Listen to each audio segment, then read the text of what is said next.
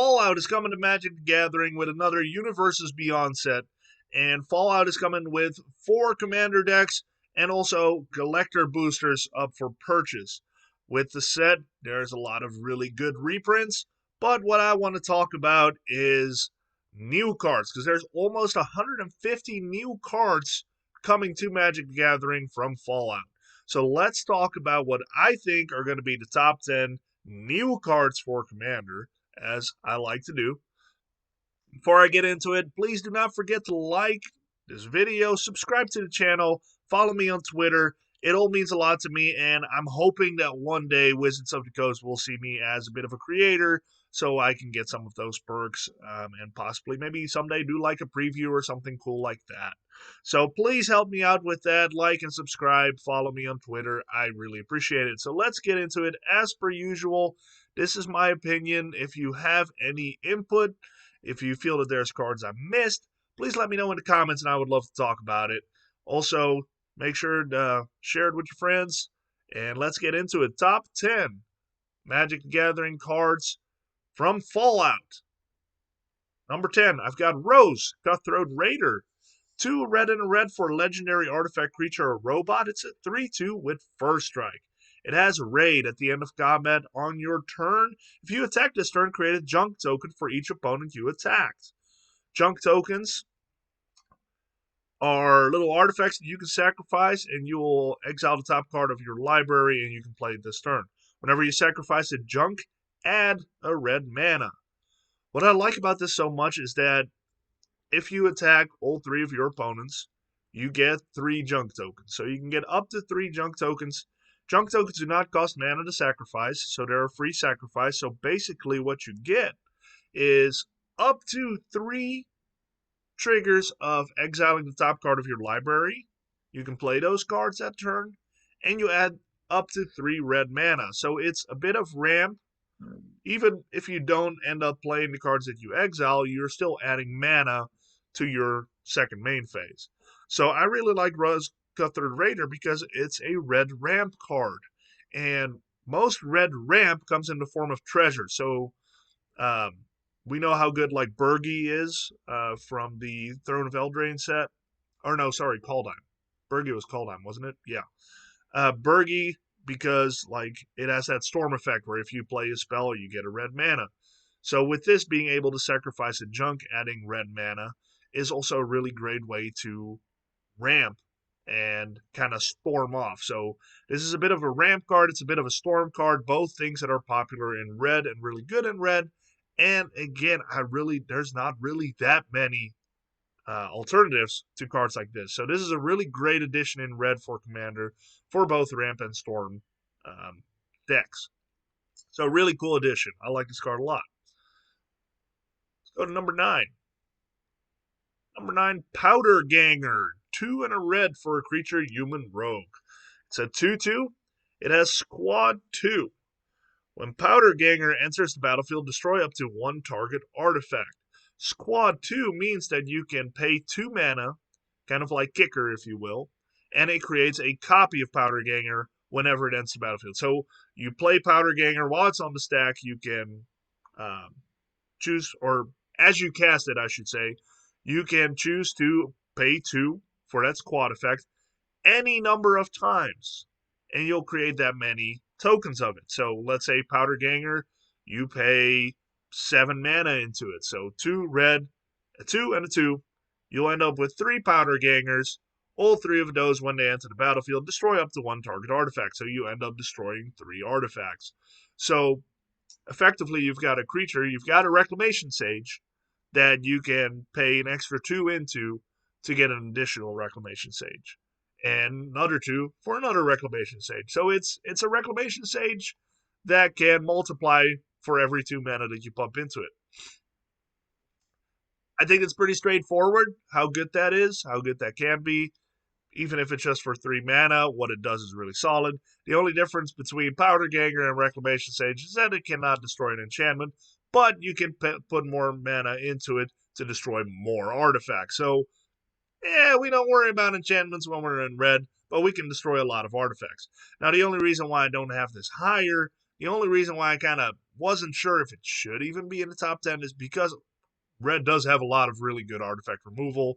They have mass artifact wipes, board wipes, so but what's nice about this is that it's on a creature, it's on a human, it's on a human rogue. Those are all creature types that are also pretty solid and pretty good supported and matter. So whether you would put this in a party deck, you would put this in a human deck, or in a rogue deck for that matter, there's just a lot of really good options for this particular artifact removal, and the fact that they can go wide with tokens is also pretty solid in a Boros deck or Naya. So overall, this card just has a lot to it that makes it pretty good. Let's go to number 8. Number 8, we have a Vault 101 Birthday Party. It's 3 and a white. It's a saga, so for those unfamiliar with sagas, when it enters the battlefield after your draw step, you add a lore counter, sacrifice it after the third step. So the first step, create a 1/1 white human soldier creature token and a food token. A food token, for those unfamiliar, artifact that you can sacrifice for 2 mana, gain 3 life. Step 2 and 3, you may put an aura or aura or equipment card from your hand or graveyard onto the battlefield. If an equipment is put onto the battlefield this way, you may attach it to a creature you control.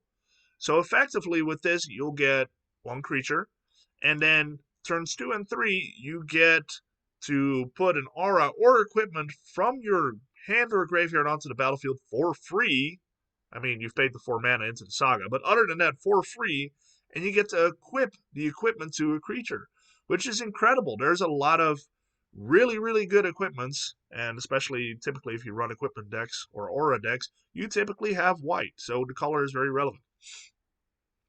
Being able to put 2 onto the battlefield over the course of 2 turns and equip them for free, or from your graveyard even, your opponent already destroyed it, that's really, really powerful. That's really good. You're going to save a lot of mana with that, because a lot of the really good equipments cost a little bit of mana to equip.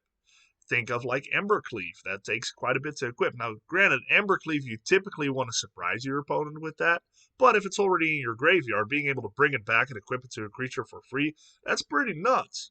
And with that, of course, there's many, many other really good equipments. Think Hammer Time. It costs 10 to equip, I believe. So just equipping it for free, make your creature give +10/+10 with the big hammer. There's just a lot of really cool stuff you can do with this. You can keep it fair. There's a lot of equipments that don't cost that much to equip, but you can make it really, really dirty with a lot of these equipments that cost a lot more to equip. So Vault Birthday Party is a really cool card for equipment and aura decks. I feel like this is going to be a staple in those kinds of decks, especially because you can also pull it from the graveyard. That's just really good. Not just your hand. So even if you kind of ran out of stuff to play, as long as it's in your graveyard, you have something to do with this card, which is really solid. So let's go up to number 7. Wild Wasteland. 2 and a red for an enchantment. Skip your draw step. At the beginning of your upkeep, exile the top 2 cards of your library. You may play those cards this turn. I like this kind of effect for red a lot. Typically, not typically, but there's a lot of red strategies where you tend to kind of play out your hand. So getting access to the top 2 cards of your library every turn is really solid. Now, the only downside is, obviously, your opponents are going to see what you're up to. It's very much a top decking card, but at least you get to top deck the top 2 cards of your library and play those every turn. Also, in red, there's a lot of strategies that benefit from playing out of exile. So with this, you'll get a lot of those triggers. So all in all, I just think this is a really solid card in red, and it's one of those things like if you're in any kind of strategy that has like bargain or anything like that, if you get to the point where you don't want this anymore, you can probably blow it up. So really solid card. I like this a lot. Art is creepy as all get, though. Not a fan of the art. Well, let me rephrase. The art is fantastic. It's just really creepy, so I wouldn't want this card in my hand when my kids watch me play. But really, really solid, really powerful. I like the fact that you exile the top 2 cards in a red strategy, where a lot of cards and strategies benefit from doing so. So let's go to number 6. Battle of Hoover Dam. 3 and a white for an enchantment. As Battle of Hoover Dam enters the battlefield, choose NCR or Legion.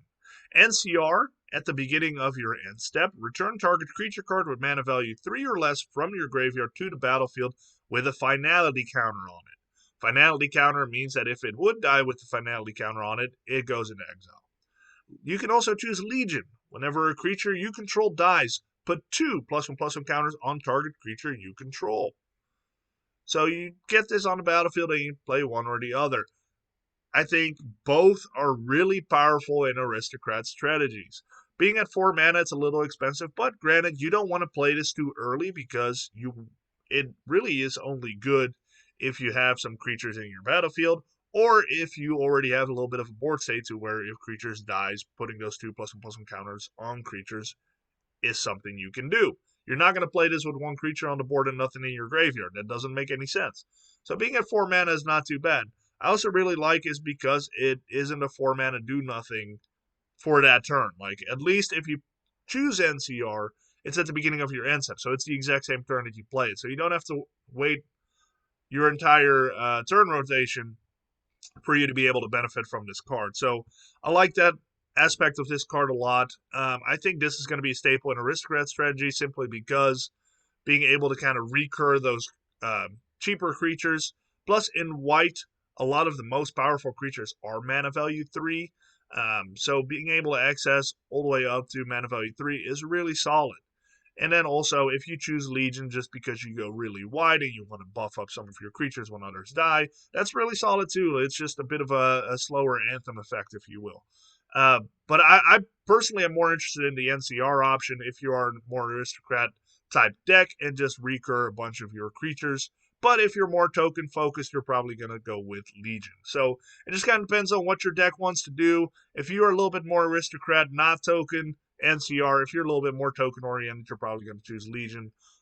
First style card, I like this a lot. It kind of punishes your opponents for destroying creatures if you have Legion, and it just makes it a lot harder to deal with if you choose NCR. So both options really solid. I like this card a lot for various strategies.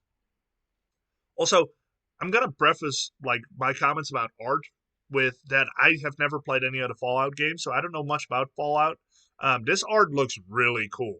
I like Warhammer a lot, Warhammer 40k, and this feels very Warhammer 40k. So I'm going to be honest with you, these arts are kind of giving me the vibes that I should be playing these games. So if you've played Fallout, let me know what game I should get into if I ever want to try it, because there's a lot of them out there, and I have no idea where I would start. So just a little side note there. Let's get into number 5. We are in the top 5, guys and girls and all other friends. Idolized. 1 and a white for an enchantment aura. Enchant creature. Enchanted creature has, whenever this creature attacks alone, it gets +X until end of turn, where X is the number of non-land permanents you control. This is really cool. I like this a lot. It's a really, really efficient aura that can do a lot of damage. It feels a lot like All That Glitters, except it's only when you attack. So it's I don't think it's as good as All That Glitters, but you probably make your creature bigger than you would with All That Glitters, or you definitely will make your creature bigger because it counts your creatures, it counts your enchantments, it counts your artifact, it counts everything that's not a land. So just make sure you don't play that one creature that turns all your creatures into lands, because then Idolize wouldn't see it. Really solid card. I think this is going to be an auto inclusion in any aura deck going forward. Kind of like All That Glitters. If you play an aura deck and you don't have All That Glitters in it, you're doing it wrong. Idolized will be a staple simply because you want to be a little bit more aggressive in some of those decks. Not always. Sometimes you just want to stall out and make your opponents look at all your really big enchanted creatures. But if you play a little bit more of an aggressive deck, like the green-white pre-con from the last Eldraine set, that one is definitely meant to be a little bit more aggressive. Idolize would be a perfect upgrade card in a deck like that. What I like about this a lot is just the fact that you can make your creature so much bigger than with a lot of the other auras that we have seen. And I feel like this aura is meant for Regal Bunnycorn, which is a creature that gets +X/+X, where X is the number of non-land permanents you control. Putting an Idolized on it definitely just makes it twice as big, which is really cool. So, Idolized, really, really powerful card. Definitely going to be an aura staple from now on. I have no doubt about that. Let's go to number 4. Codsworth, Handy Helper. 2 and a white for legendary artifact creature, and it's a robot. It's a 2/3. Commanders you control have Ward 2. So meaning that if you would target it, it would get with a removal spell or some kind. Unless they pay 2, that spell gets countered. You can tap Codsworth Handy Helper to add 2 white mana. Spend this mana only to cast aura and or equipment spells. You can also tap it to attach target aura or equipment you control to target creature you control. Activate only as a sorcery. That's the only thing I don't like about it. Activate as a sorcery. But all in all, this card does a lot, and I feel like, again, this is one of those that's just going to be a staple in aura and or equipment decks. Because it has all those really relevant things. First off, at 3 mana, it's not expensive. It's pretty efficient. Typically, in these decks, your commander is going to be right around that mana cost as well. So if you have this on curve, it's really solid because you can give your commander some protection. If you have a commander that's 4 mana, which a lot of aura commanders are, if you play your commander right after Codsworth, then you're in really good shape because they're probably not going to be able to remove it right away if it's on curve. Given that ward is really good. I like ward a lot. I feel like it's kind of being beaten to death. It's on a lot of creatures, but doesn't mean you shouldn't take advantage of it and use it for your own creatures. The little mana ability is nice and all, but typically not necessarily equipment decks, but if you're an aura deck, you're probably in green, so you have better ways to ramp. But I like the last ability really well here, and that's being able to, for free, move an aura or equipment around from either the battlefield onto a creature or from one creature to another creature. That's just going to be really efficient, and that is where the efficiency and the value will come from. Because, like I've said before, with with the Vault 101 birthday party, some equipments cost quite a bit of mana to move around. So being able to do that for free with Codsworth once a turn is pretty solid. Again, the only downside, activate only as a sorcery, but I still think this is just a really powerful card. Having all those other abilities, having that flexibility of being a ramp card, being a move your stuff around card, and giving your commander some protection. Just all in all, really, really solid, really just a good card. And I think this is an auto inclusion in aura and or equipment decks. So Codsworth Handy Helper, really solid. This set, Fallout, has a lot of good support for aura and or equipment decks. So let's go to the top 3. The top 3 of Fallout Universes Beyond for Magic the Gathering Commander. Atomize, 2, a black and a green for an instant. Destroy target non-land permanent. Proliferate. So proliferate, you can choose any number of permanents and or players, then give each another counter of each kind already there. So let's say you're in a Planeswalker deck, you can give your Planeswalkers loyalty. If you have put toxic, or other people have put toxic counters or infect on people, then you can increase that number. Proliferate can do all of those cool things. I like this a lot because, again, Proliferate is just a really powerful effect. Destroying target non-land permanent is really nice and non-conditional. So, all in all, just a really solid removal card.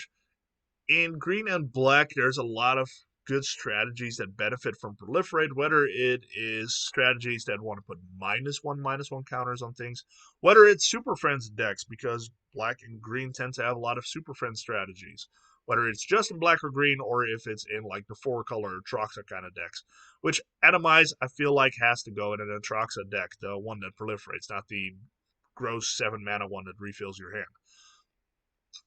Proliferate is just a really powerful effect, so just getting the benefit of taking out a non-land permanent and then being able to increase either your planeswalkers, your creatures +1/+1 counters, your opponent's toxic, their -1/-1 stuff. Just all in all, really solid stuff you can do with it. Your treasure map tokens, I love treasure map. It's one of my favorite cards.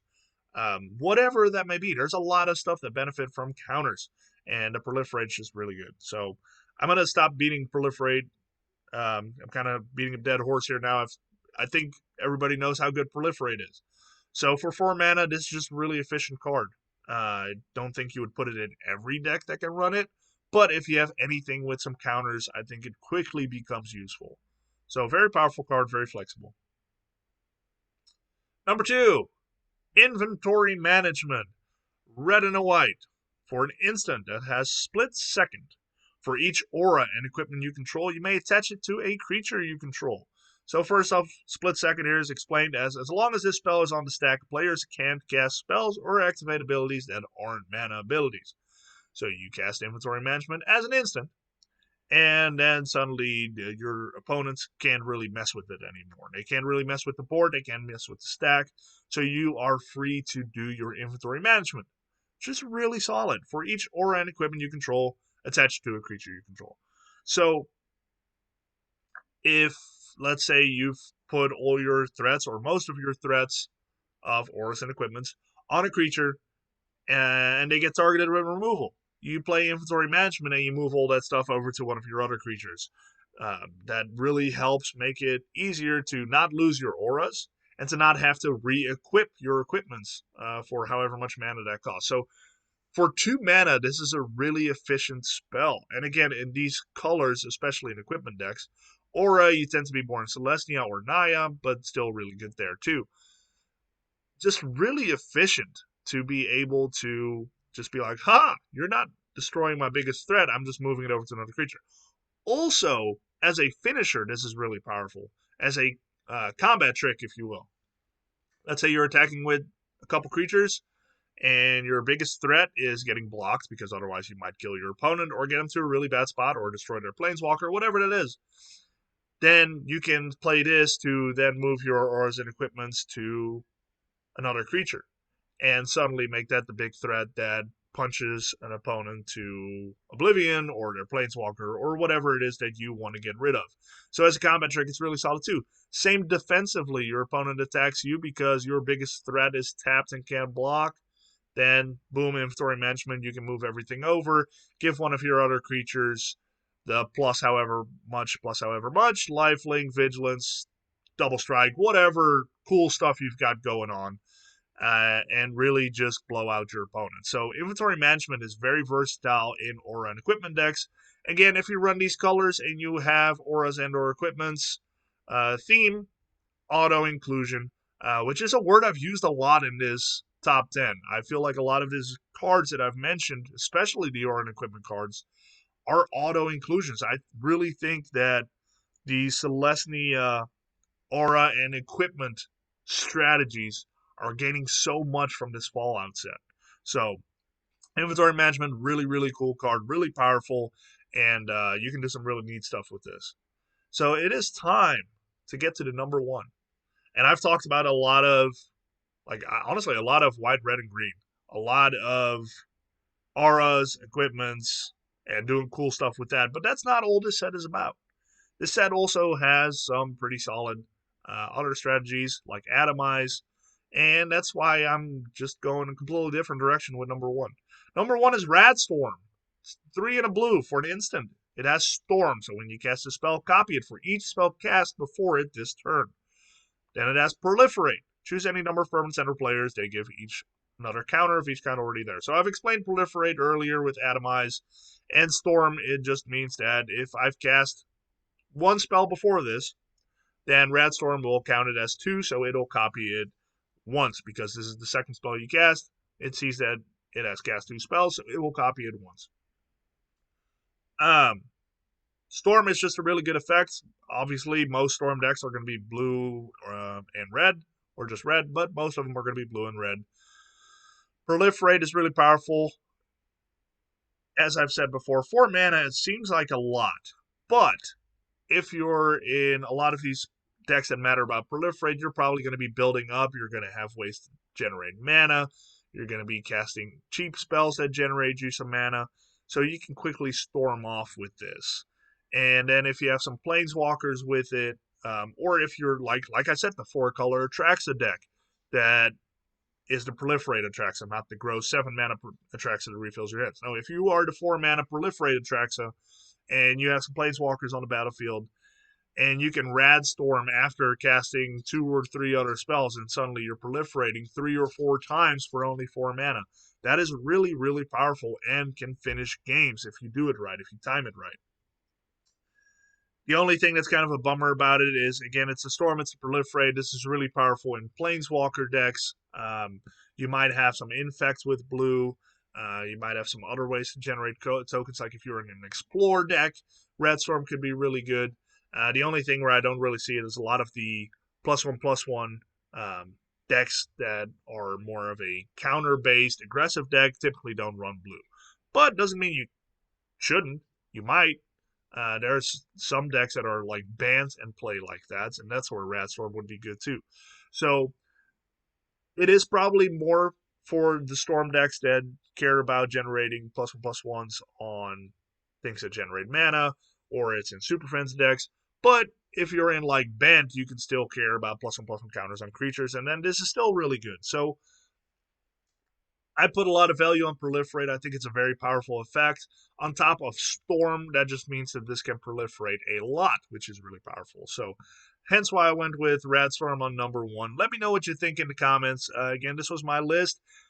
Fallout, honestly, it kind of went under the radar for me. I thought it was just 4 commander decks. I didn't realize that there was like a whole set release with it and collector boosters.